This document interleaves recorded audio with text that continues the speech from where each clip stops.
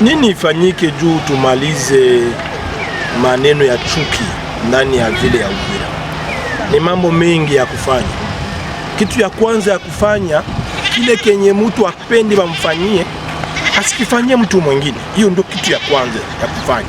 Kama mtu anakamata dhamiri safi, kama siwezi nikaambia mwingine maneno ya chuki tamkwaza, siwezi nikachafula mwingine kupitia maneno ya chuki, inamaanisha kwamba mimi siwezi nikafanya nikasema ile maneno, na hapo unashika dhamiri safi, unajibadilisha wewe mwenyewe. Hiyo ni jambo la kwanza.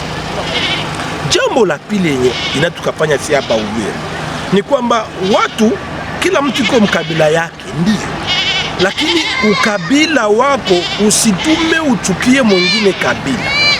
Mimi niko Mubembe, ndio, lakini nitumikishe ubembe wangu juu ya kuchukia Mfuliru, nitumikishe ubembe wangu ya kuchukia Munyamulenge? Hapana.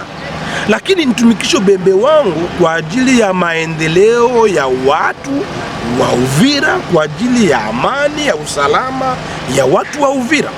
Maana yake mtu atumikishe ukabila wake ama kabila yake kwa njia nzuri. Hiyo ni jambo la pili.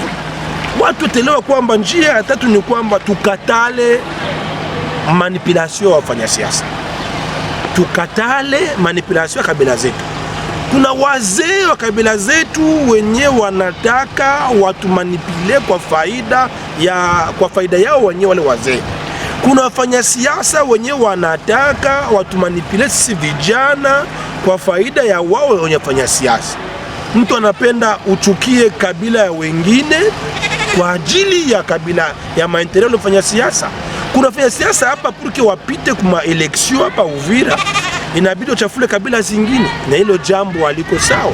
Inabidi aseme kwamba ule haiko wa kwetu, ni Munguja alikuyaka. Hiyo jambo haiko jambo nzuri.